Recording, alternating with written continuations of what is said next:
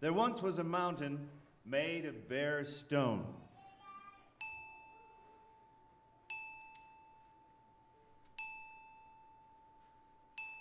It stood alone in the middle of a desert plain.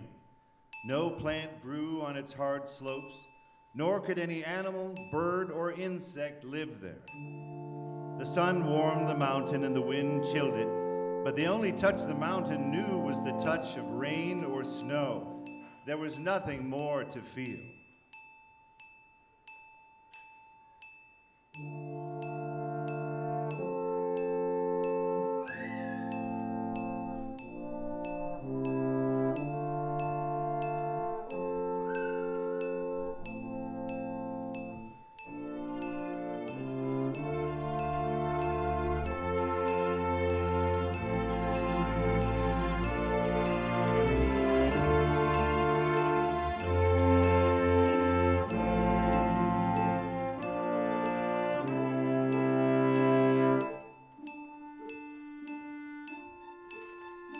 All day and all night, the mountain looked only at the sky, watching for the movement of the billowing clouds. It knew the path of the sun that crossed the sky by day and the course of the moon that crossed the sky by night.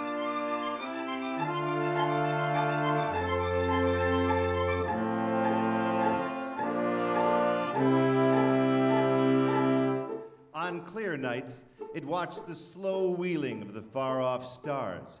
There was nothing more to see.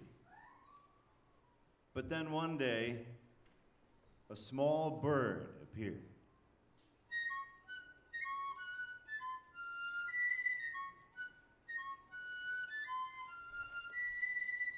She flew in a circle above the mountain, then landed on a ledge to rest and preen her feathers. The mountain felt the dry grasp of her tiny claws on the ledge. It felt the softness of her feathered body as she sheltered herself against its side.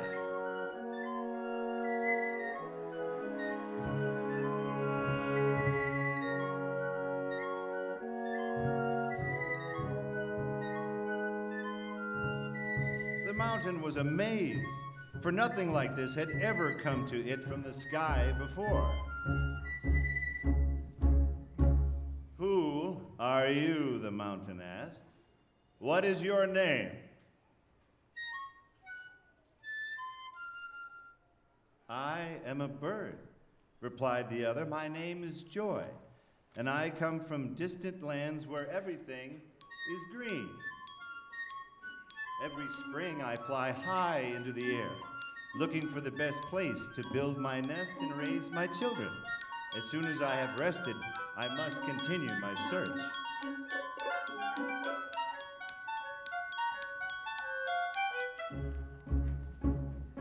"I have never seen anything like you before," said the mountain. "Must you go on? Couldn't you just stay here?" Joy shook her head. "Birds are living things," she explained. "We must have food and water. Nothing grows here for me to eat. There are no streams from which I could drink. If you cannot stay here, will you come back someday?" asked the mountain. Joy thought for a while. "I fly long distances," she said, "and I have rested on many mountains. No other mountain has ever cared whether I came or went, and I should like to return to you. But I could only do so in the spring before I build my nest, and because you are so far from food and water, I could only stay a few hours."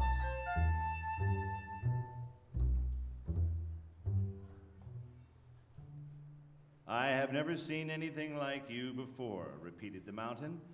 "Even if it were only for a few hours, it would make me happy to see you again." "There is one more thing you should know," said Joy.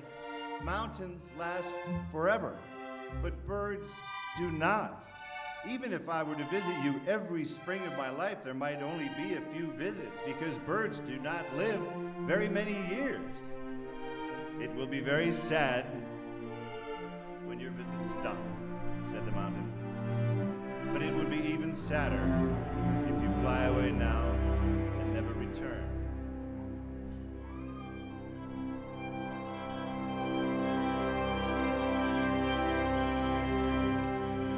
Joy sat very still, nestled against the side of the mountain. Then she began to sing a gentle bell-like song, the first music the mountain had ever heard.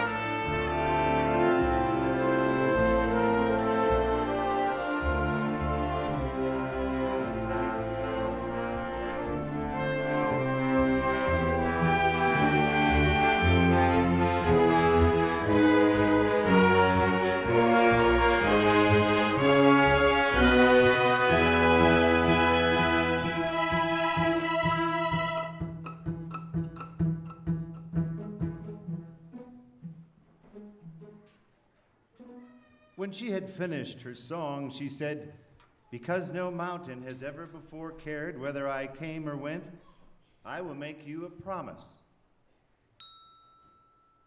Every spring of my life I will return to greet you and fly above you and sing to you. And since my life will not last forever, I will give to one of my daughters my own name, Joy, and tell her how to find you. And she will name a daughter Joy also, and tell her how to find you. Each Joy will have a daughter Joy, so that no matter how many years pass, you will always have a friend to greet you and fly above you and sing to you."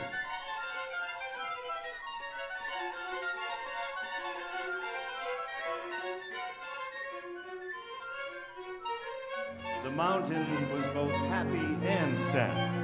"I still wish you could stay," it said, "but I am glad you will return." "Now I must go," said Joy, "for it is a long way to the lands that have food and water for me. Goodbye until next year." She soared off, her wings like feathered fans against the sun. The mountain watched her until she disappeared into the distance.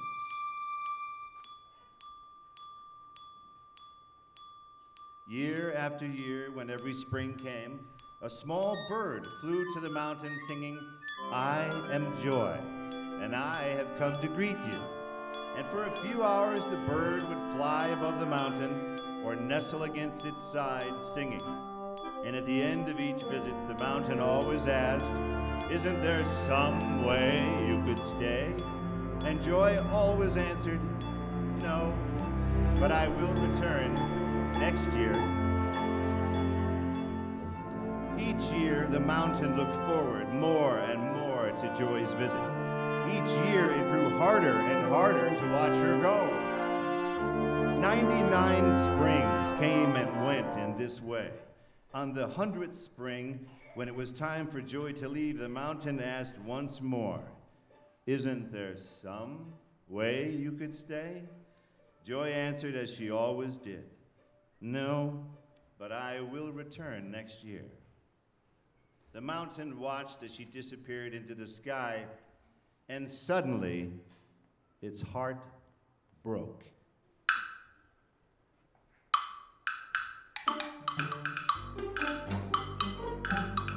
The hard stone cracked, and from the deepest part of the mountain, tears gushed forth and rolled down the mountainside in a stream.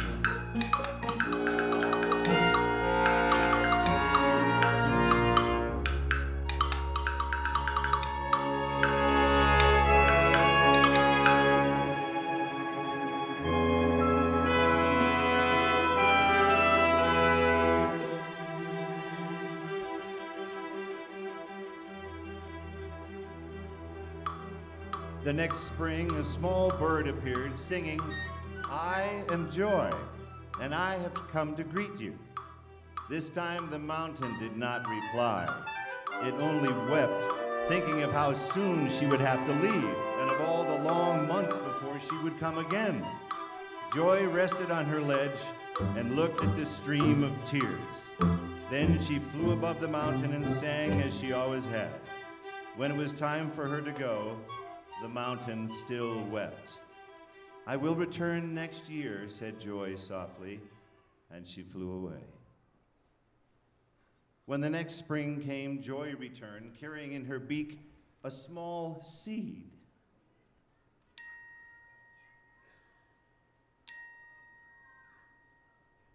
The mountain still wept a stream of tears. Joy carefully tucked the seed into a crack in the hard stone, close to the stream so that it would stay moist. Then she flew above the mountain and sang to it.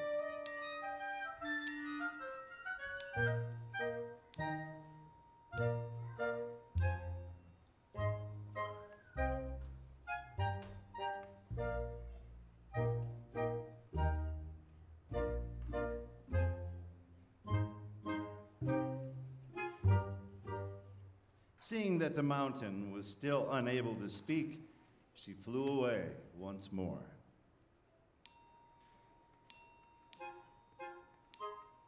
During the weeks that followed, the seed in the crack of the rock began to send down tiny roots. The roots reached into hard stone, little by little spreading into yet smaller cracks, breaking through the hardness. As the roots found water in the cracks and drew food from the softening stone, a shoot rose from the seed into the sunlight and unfolded tiny green leaves.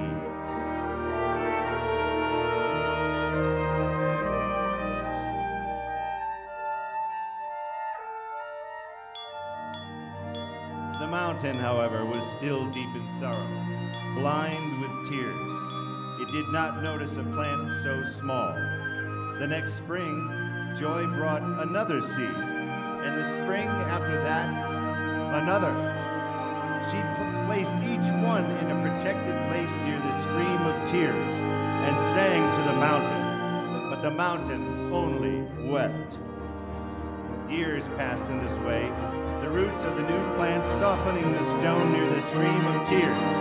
As softened stone turned to soil, moss began to grow in sheltered corners. Grasses and little flowering plants sprouted in hollows near the stream. Tiny insects, carried to the mountain by the winds, scurried among the leaves.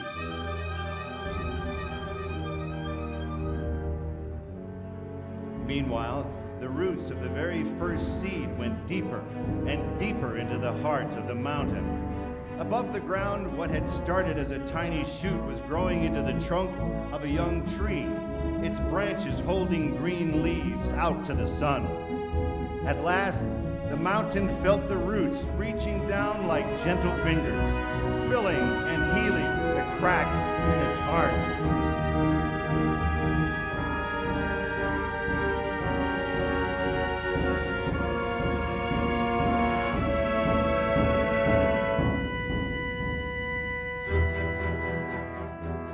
Sorrow faded away, and the mountain began to notice the changes that had been taking place. Seeing and feeling so many wonderful new things, the mountain's tears changed to tears of happiness.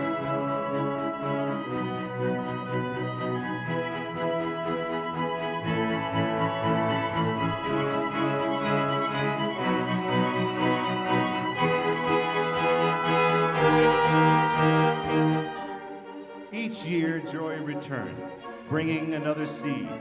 Each year, more streams ran laughing down the mountain sides, and the ground, watered by the new streams, grew green with trees and other plants. Now that the mountain no longer wept with sorrow, it began to ask once more, "Isn't there some way you could stay?" But Joy still answered, "No, but I will return next year."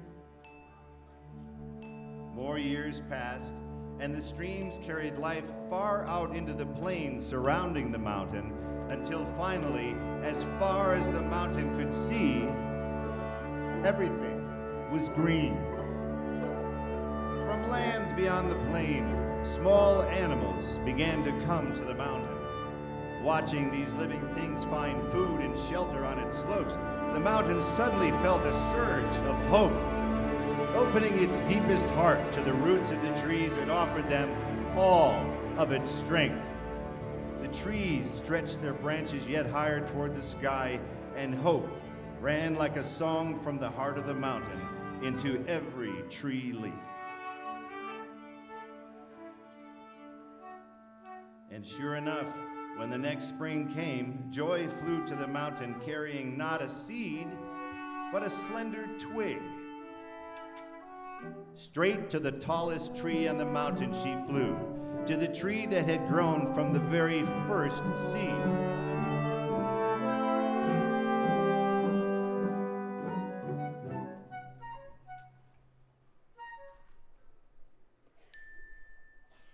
She placed the twig on the branch in which she would build her nest. "I am Joy," she sang, "and I have come to stay."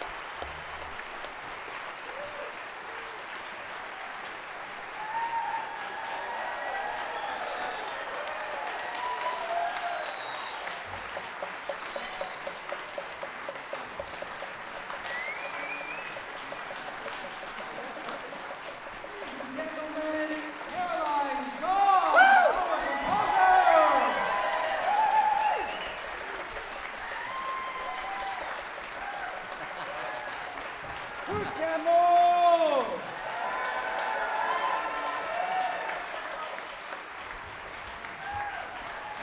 Great orchestra!